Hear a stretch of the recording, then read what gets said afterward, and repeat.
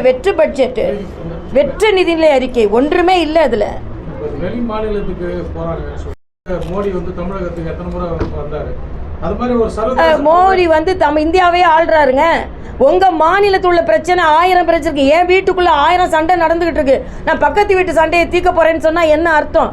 நம்ம ஊர்ல எல்லாம் நல்லா நடந்துருச்சா? இன்னைக்கு பென்ஷன் இல்லாம எல்லாரும் நீங்க பென்ஷன் கொடுக்குறேன்னு சொன்னீங்க, அது நீங்க கொடுக்கல. இன்னைக்கு மின் கட்டணத்தை 2 முறைக்கு 1 முறை மாற்றி அமைப்பேன்றீங்க, அது கொடுக்கல. 100 ரூபாங்க கேஸுக்கு, 100 ரூபாய் மானியம் கொடுக்கணும்னு சொன்னீங்களே. சாமானிய மக்களின் அன்றாட சமையலுக்கு நீங்கள் கொடுத்த வாக்குறுதி என்ன ஆனது? இன்னைக்கு பாலியல் தொந்தரவுகள், இன்னைக்கு திருமாவளவன் சொல்றாரு, இன்னைக்கு வன்னியரசு சொல்றாரு ஆட்சி மாற்றம் கூட, ஆட்சி கவிழும் கூட. யாரு? அவங்க கூட்டணி. நீங்க ஆட்சியை சரியா பார்க்கலனா, ஏன்னா அங்க தலித் மாணவர்கள் பாதிக்கப்பட்டிருக்கிறார்கள், வெட்டப்பட்டிருக்கிறார்கள்.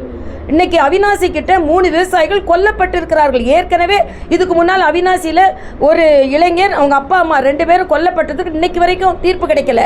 அதே மாதிரி திருநெல்வேலி மாவட்ட தலைவர், இவங்க காங்கிரஸ் கட்சிக்காரர்களுக்கு வெட்கம் இருக்கிறதா என்று எனக்கு தெரியவில்லை. சொந்த மாவட்ட தலைவர் கொலையுண்டார். திருநெல்வேலி மாவட்ட தலைவர், அவரோட கொலை இன்னைக்கு யாருன்னு கண்டுபிடிக்க முடியல. இது என்ன இன்டர்நேஷனல் கிரைமா? மிஞ்சி மிஞ்சி போனால் தமிழ்நாட்டுக்குள்ளே தானே இருந்திருப்பாங்க. கொலை பண்ணிட்டு அடுத்த மாவட்டத்துக்குள்ளே தானே போயிருப்பாங்க. வேங்கை வயல், அங்கே என்ன பிரச்சனை? அங்கே ஒன்றும் அவங்களுக்கு தீர்வு கிடைக்கல. சொந்த கூட்டணியை சார்ந்த திருமாவளவன் சொல்கிறார், என்னால் கொடியேற்ற முடியவில்லை தமிழகத்தில்னு. ஆக உங்களோட first set your house right, then you go to other states.